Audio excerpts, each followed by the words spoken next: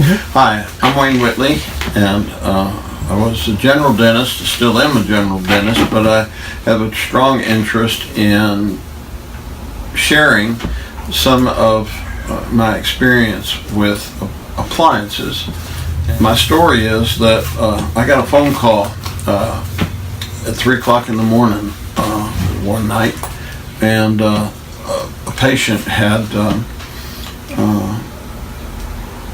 taken her life with a shotgun, and I had been familiar with her case because I was trying to help her with her headaches.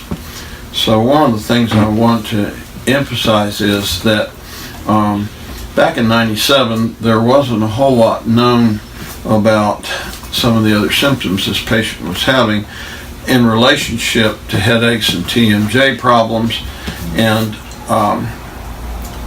my experience and journey through this is more the school of hard knocks than any new science. It's actually old science, but a new way of looking at it, a better perspective, if you will, a more enlightened perspective. And I'd rather you not have to learn it the way I did, because the patient was my daughter. Could not understand, my wife couldn't understand, my family could not understand what had happened. She had a lot of health problems, she was having headaches, and I was able to make some headway with appliance therapy. But there were things that at that time we didn't know, and definitely I didn't know, that you should know. The consequences of that is something I don't want you to have to go through, or anybody's family to go through, whether a patient or a practitioner. I see my daughter, people like my daughter on a regular basis now, and I'm aware of the things that are available, and I'd like to make them aware to you. So please, just as a fellow dentist, understand that I don't want you to have to learn it the hard way. I'm 74 in a few months, and I don't want to waste any time, because my experience has just rocked my boat. And the situation was that I went out to the West Coast after going to many people for headaches and backaches and what I thought was attention deficit problems and hyperactivity problems and a bad temper and thoughts of death and dying, and just drinking a lot, and then realizing I tended to be very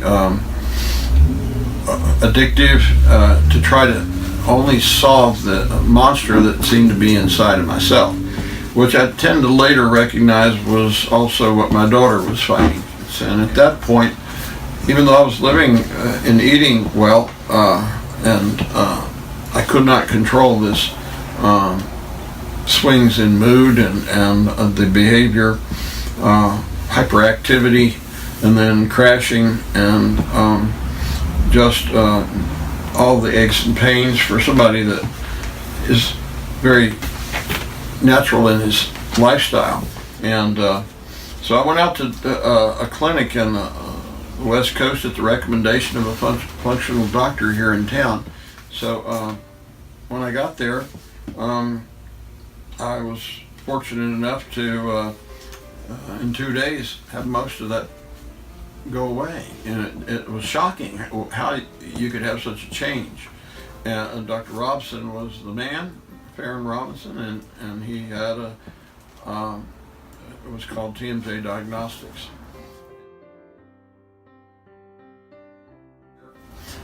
My mentor that taught me this invested everything.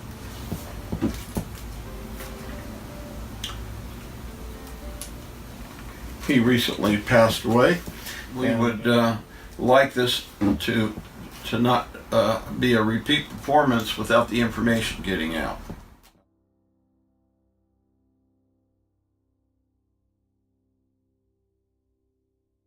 And he taught me over a period of time all about how he was doing this, and I'm blessed to be able to share this with you. It's just, I've been blessed with a situation where there's what you call genetic component and environmental component to this. And I quickly found that out a year after my first daughter committed suicide. My second daughter, we almost lost her too. Fortunately, we didn't, but it was the same monster, just a different mask. And then couple of years later, I started really exhibiting a lot of their symptoms and my own variety of symptoms in addition. And that's when I got the help I needed and realized the two girls really were suffering from this.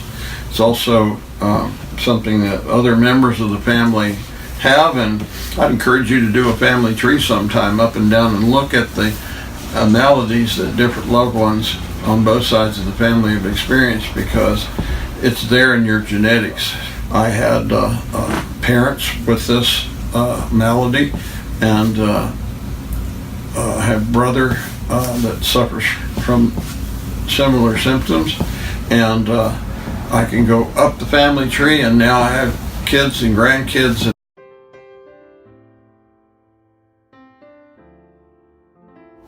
Our purpose is to give you a little history of why I'm sitting here taking the time and effort and energy with Jeremiah. He's a little service dog that I use in the office, and I encourage each one of you to get one. It's totally tax deductible. Patients make their appointments around him, but he's also been a great comfort through all this mess that I've been through over the years. And so it's a double blessing.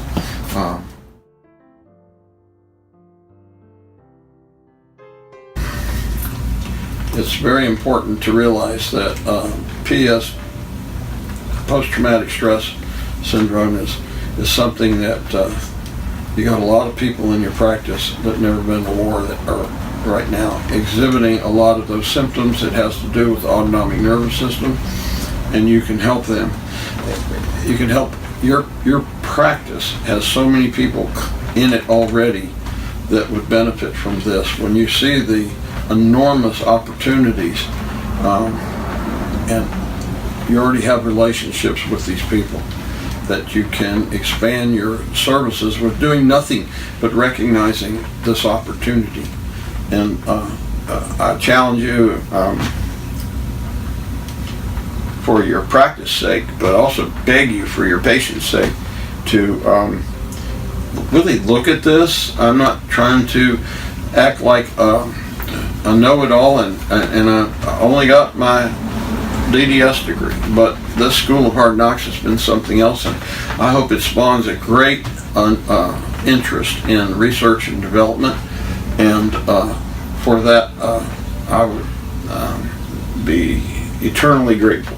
So the history is really my walk through just being a general dentist with a tragedy, and trying to encourage you to look around. That you don't want this in your family, much less in your patient base. And our ability to stop so much of the suffering that's going on is phenomenal if you're exposed to it.